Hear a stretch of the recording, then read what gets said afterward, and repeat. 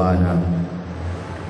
Asyhadu an la ilaha illallah wahdahu la syarikalah wa asyhadu anna Muhammadan abduhu wa rasuluhu la nabiyya wa la rasula ba'dah. Allahumma salli wa sallim wa barik ala hadzal nabiyil karim nabiyyina Muhammadin sallallahu alaihi wasallam wa ala alihi wa sahbihi wa man ittaba'a hudahu ila yaumiddin, amma ba'du.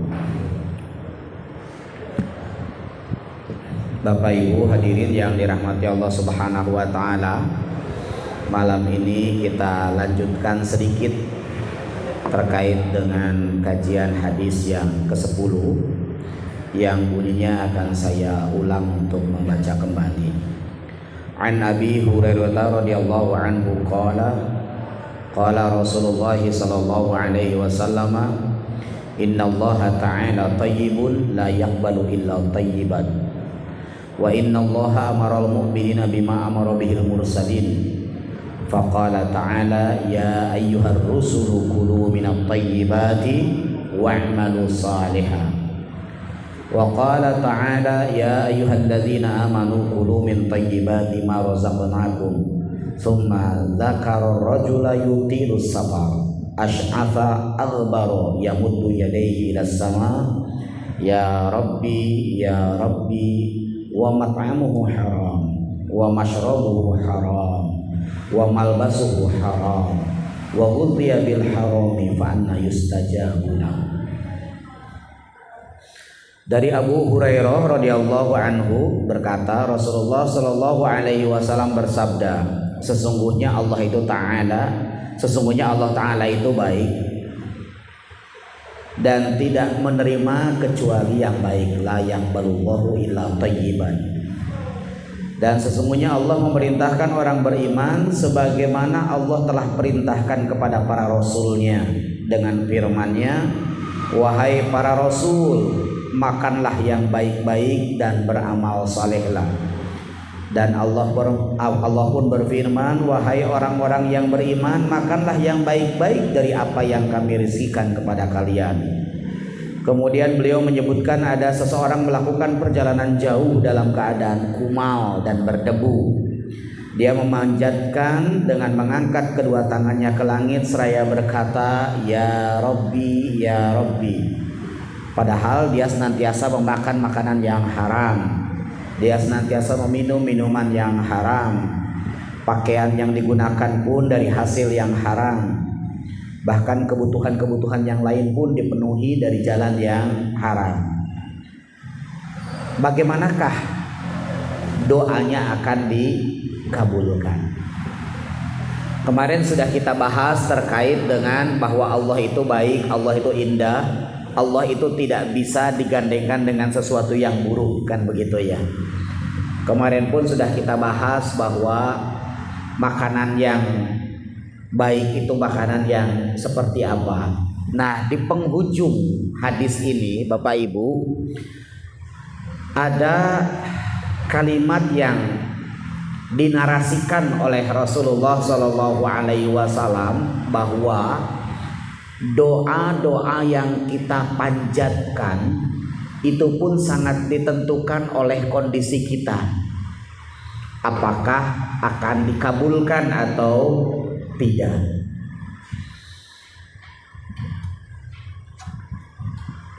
Kalau kita berbicara doa, maka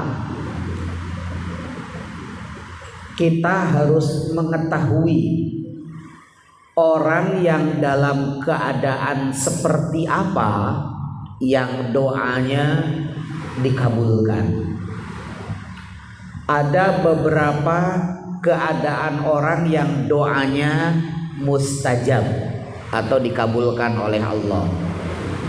Yang pertama adalah doanya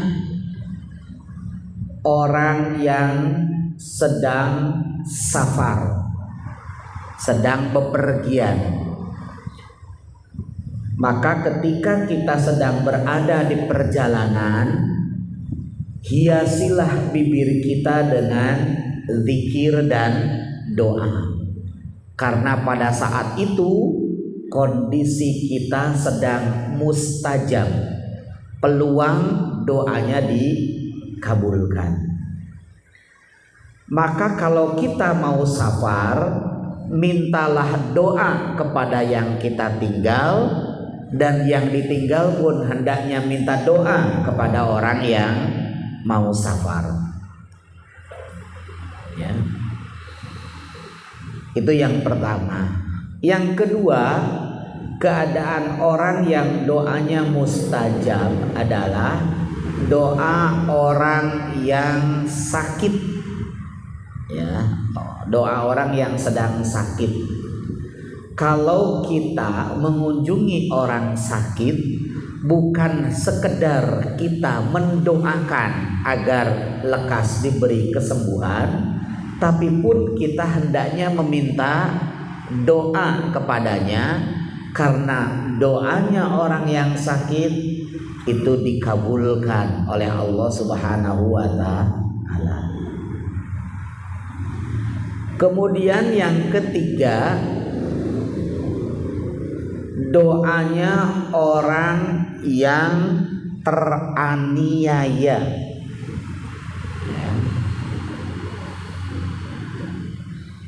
Makna teraniaya itu sesuai dengan kandungan maknanya aniaya itu sendiri. Seorang bawahan mungkin teraniaya dari atasannya. Seorang anak mungkin teraniaya dari orang tuanya, ya, walaupun mestinya itu tidak terjadi. Rakyat teraniaya oleh pimpinannya. Jadi makna teraniaya itu begitu luas dan sesuai dengan konteksnya. Kaum muslimin teraniaya dari musuh-musuhnya, misalkan begitu ya. Maka doa kaum muslimin itu ya mustajab. Siapapun yang dikategorikan dia teraniaya, maka ya, punya peluang bahwa doanya mustajab, akan diijabahi, akan dijawab oleh Allah Subhanahu wa Ta'ala. Itu yang ketiga. Yang keempat, yang doanya peluangnya dikabulkan oleh Allah adalah orang yang sedang puasa, shaim. Ya.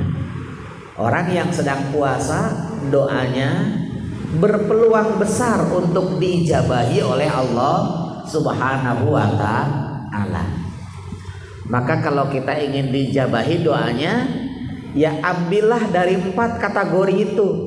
Kalau sakit kayaknya enggak, itu ya. Mana ada orang minta sakit kan gitu. Maka yang paling memungkinkan puasa, karena setiap kita pasti bisa melakukan puasa. Sedangkan aniaya kita susah untuk menerjemahkannya. Apakah kita ini masuk dalam kategori orang yang teraniaya atau tidak? Bahkan bisa jadi kita suka menganiaya, misalkan gitu ya. Karena yang berhak untuk menentukan seorang teraniaya atau tidak, selain secara verbal, secara lahiriah nampak, Allah lah yang paling berhak untuk menetapkan seseorang itu teraniaya atau tidak. Berarti puasa mungkin, safar mungkinlah begitu ya, kita bepergian kemanapun kita berdoa. Nah hadirin yang dirahmati Allah Subhanahu wa Ta'ala, itu keadaan orang yang doanya berpotensi untuk diijabahi oleh Allah Subhanahu wa Ta'ala, walaupun bukan satu-satunya faktor yang menyebabkan doanya bisa diterima. Ya ada faktor-faktor pendukung yang lain. Yang kedua itu dari sisi orangnya. Waktu yang mustajab untuk berdoa mestinya juga menjadi perhatian kita semuanya.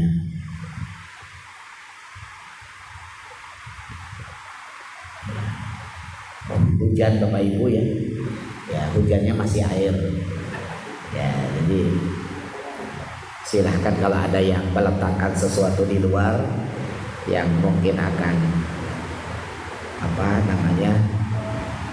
akan rusak kalau kena air, bisa diamankan. Waktu, kapan sih waktu-waktu yang doanya diijabahi? Yang pertama, di sepertiga malam terakhir. Sepertiga malam terakhir, banyak-banyaklah berdoa, karena itu waktu yang sangat mustajab. Kita boleh berdoa di antara rokaat-rokaat tahajud. Bisa pula selesai sholat tahajud.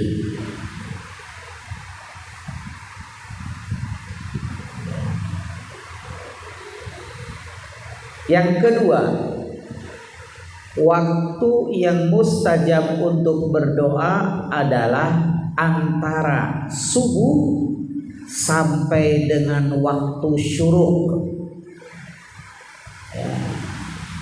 Subuh sampai dengan waktu syuruk. Waktu syuruk itu kira-kira ya sekitar setengah jam sampai 40 menit selesai subuh. Walaupun sekarang kan sudah ada teknologi ya, tinggal dilihat aja ini settingannya ada nggak waktu syuruk deh, ada ya. Nah silahkan Bapak Ibu, waktu syuruk Bapak Ibu iktikafnya itu berdiam diri, maksudnya sehabis sholat subuh sampai dengan waktu syuruk berdoa, itu waktu yang mustajab. Setelah itu berdiri melakukan sholat 2 rakaat, namanya sholat syuruk. Di dalam hadis dinyatakan nilai pahalanya seperti haji dan umroh. Walaupun itu tidak bisa mengganti haji dan umroh ya. Jadi jangan punya pendapat saya tak iktikaf di masjid habis subuh sampai dengan syuruk saja, toh hajinya sama, pahalanya sama dengan haji dan umroh. Ya tidak begitu. Artinya senilai tapi tidak bisa menggantikan. Kalau kita mampu haji, ya lakukanlah haji. Kalau kita ingin ziarah berumroh, ya lakukanlah umroh. Begitu. Itu kalau mampu ya. Tetapi agar kita ini lebih bergairah beragama, maka Rasulullah SAW memberikan stimulasi kepada kita ya. Kita bisa mendapatkan pahala senilai haji dan umroh kalau kita melakukan zikir antara subuh sampai dengan syuruk, kemudian ditutup dengan sholat 2 rakaat. Kemudian yang ketiga,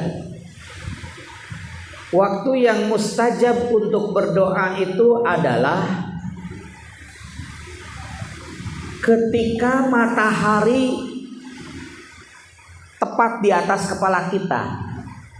Ya, itu menandakan habisnya waktu duha. Ya kan gitu ya. Menjelang zuhur, tapi bukan waktu zuhur. Kalau waktu zuhur itu mataharinya sudah zawal, sudah bergeser. Kalau ini mataharinya tepat berada di atas kepala kita. Ya, itu berdoa kemudian melakukan qailulah. Rasulullah kan seperti itu. Ya, setengah jam menjelang waktu zuhur. Kalau kita susah menunaikan qailulah ya, apalagi yang terikat sama instansi, dia jam kerjanya sudah ditentukan. Ya, mau tidur gimana, orang pada kerja kok begitu ya. Jadi agak susah kailulah. Tapi kalau para pedagang, para bisnismen yang tidak terikat ya, oleh instansi, mestinya bisa mengamalkan sunnah Rasul. Jadi tidur sebelum zuhur. Jadi setelah zuhur itu tidak tidur, mestinya begitu. Jadi itu ketika matahari di atas kepala. Kemudian yang berikutnya, waktu yang mustajab untuk berdoa itu menjelang waktu maghrib. Ya kisarannya tadi kira-kira sekitar 30 menit menjelang waktu maghrib. Maka kalau menjelang waktu maghrib, kita mestinya tidak melakukan aktivitas yang lain selain berdoa. Filosofi kalau Ramadan itu kenapa ada takjilan? Biar di sore hari di waktu sangat mustajab untuk berdoa tidak diisi dengan nonton televisi ya. Tapi hadir di masjid, mestinya berdoa. Ini luar biasa. Waktunya mustajab. Orang yang berdoanya pun dalam keadaan yang insya Allah mustajab karena sedang puasa. Walaupun di Jogja godaannya banyak ya. Menjelang buka itu Masya Allah ya, ramai sekali ya. Maka jalanan penuh karena pedagang-pedagang banyak banget. Jadi pasar tuh penuh. Pasar apa namanya? Pasar kaget ya. Itu penuh sekali. Ibu-ibu juga bisa jadi keluar sibuk mencari untuk bukaan. Kalau sudah selesai setelah TV gitu ya. Karena sinetron menjelang buka puasa itu dibuatkan yang bagus-bagus. Ya sinetronnya bagus, tapi nabrak waktu maghrib, nabrak waktu yang sangat mustajab bagi seorang muslim untuk berdoa. Kemudian yang berikutnya antara maghrib dan isya. Jadi begitu luar biasa ya. Saat mau takjil berdoa di masjid, terus sholat maghrib, terus iktikaf sampai dengan isya. Itu waktunya mustajab semuanya. Terus antara azan dan iqamah, ya itu juga waktu yang mustajab. Antara azan dan iqamah jangan dipakai ngobrol, tapi diisi dengan doa.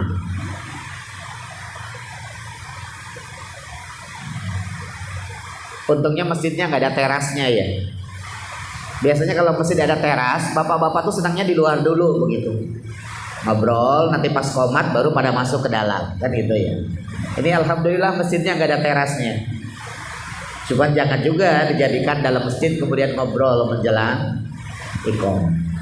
Nah hadirin, kalau kita membaca berbagai hadis, itu kok tidak ditemukan bahwa waktu yang mustajab itu setelah sholat, doa setelah sholat, itu tidak ada ya.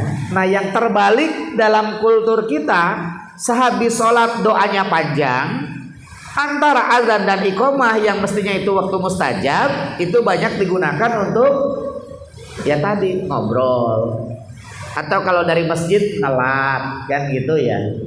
Nanti setelah sholat baru panjang-panjang. Ketika ada pengajian, oh ganggu aja ini. Nah gitu ya. Padahal tidak ditemukan hadis. Jadi habis sholat itu bukan waktu yang mustajab untuk berdoa sebenarnya. Ya, justru antara azan dan iqamah itu. Kalau sehabis sholat itu cukup sampai dengan wirid mestinya. Setelah wirid, lakukan sholat rawatib, kan begitu. Banyak orang doanya panjang-panjang, sholat rawatibnya tidak dilakukan. Padahal antara doa dengan rawatib kalau ditimbang mestinya lebih bagus rawatib, karena doa itu bisa kita lakukan di waktu-waktu lain yang mustajab. Tapi kalau rawatib itu melekat kepada sholat wajib yang kita lakukan, maka disebut dengan rawatib. Ya, kalau wirid kan hanya astagfirullah, Allahumma anta salam, Allahumma la mani'a lima ataita wa la mu'tiya lima mana'ta. Terus la ilaha illallah wahdahu la syarikalah dan seterusnya. Subhanallah, alhamdulillah, Allahu akbar, la ilaha illallah wahdahu la syarikalah, lahul mulku wa lahul hamdu wa huwa ala kulli syai'in qadir. Itu 5 sampai 10 menit. Selesai. Ya, setelah itu sholat. Ya, justru mestinya berdoanya pada saat sholat itu, karena sholat juga doa kan gitu ya. Memperpanjang sujudnya, misalkan memperlama berdirinya dengan banyak membaca ayat-ayat Al-Quran.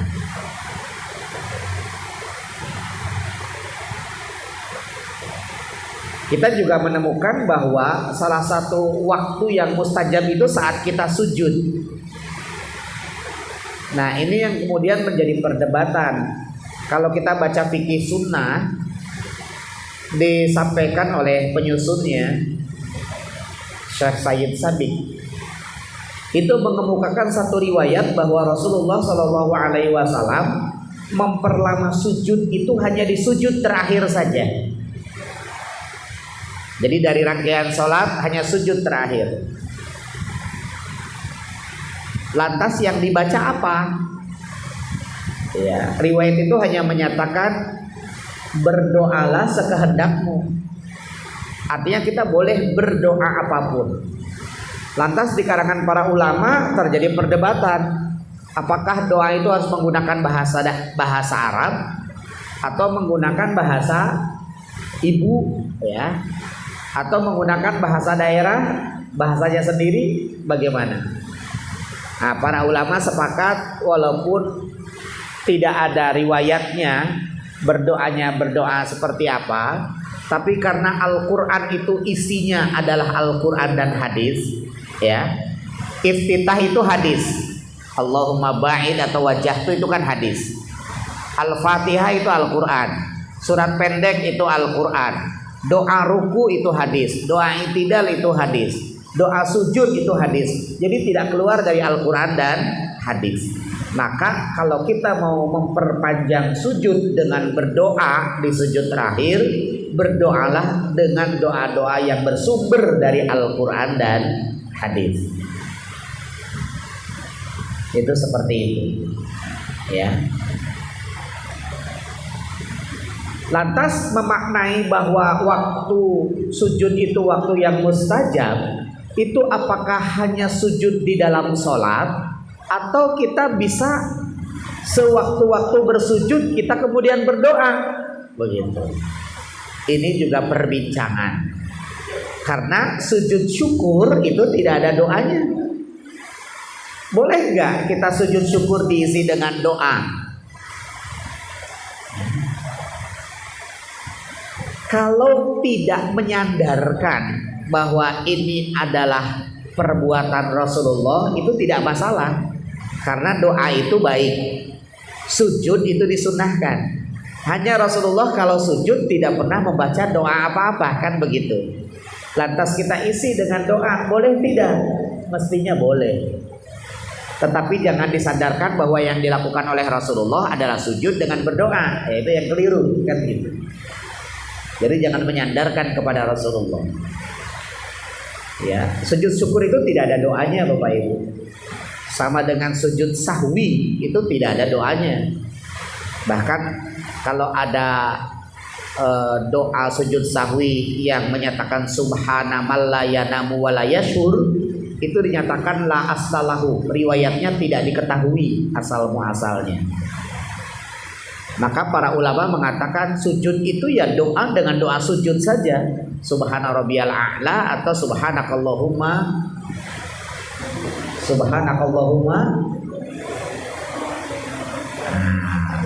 Saya sengaja berhenti, jangan-jangan keliru. Subhanakallahumma wa bihamdika asyhadu an la ilaha illa anta astaghfiruka wa atubu ilaik. Kan mirip itu. Padahal itu doa penutup majelis. Kalau doa sujud subhanakallahumma rabbana wa bihamdika allahumma firli.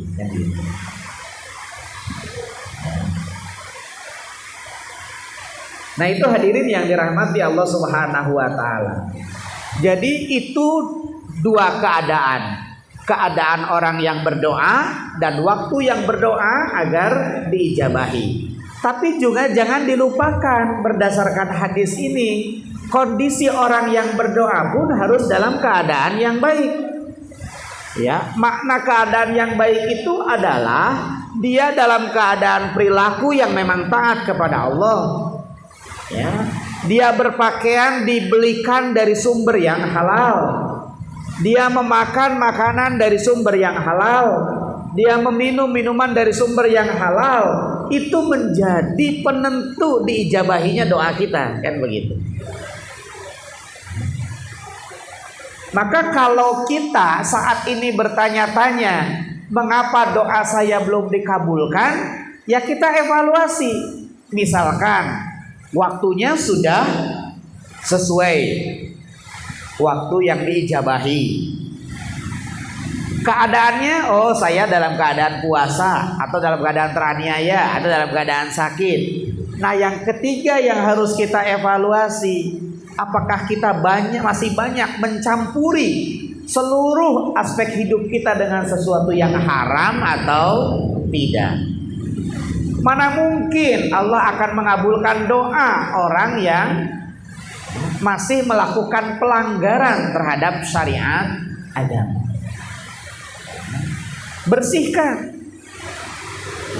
Bersihkan hati kita dari kerakusan terhadap harta, dari apa lagi, dari dengki. Hapuskan itu. Insya Allah Allah akan mengijabahi doa kita. Nah itu Bapak Ibu hadirin yang dirahmati Allah Subhanahu wa ta'ala,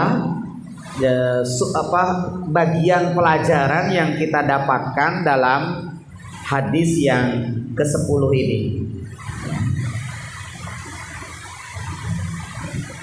Mudah-mudahan setelah kita pahami hadis yang ke-10 ini, kita bisa berproses bagaimana mengimplementasikan substansi ajaran yang ada di dalam hadis ini. Saya tidak perlu mengulang kembali yang sudah kita bahas di pekan yang lalu. Begitu ya. Mari kita akhiri kajian kita pada malam hari ini dengan doa kafaratul majlis. Subhanakallahumma wa bihamdika asyhadu an la ilaha illa anta astaghfiruka wa atubu ilaik. Assalamualaikum warahmatullahi wabarakatuh.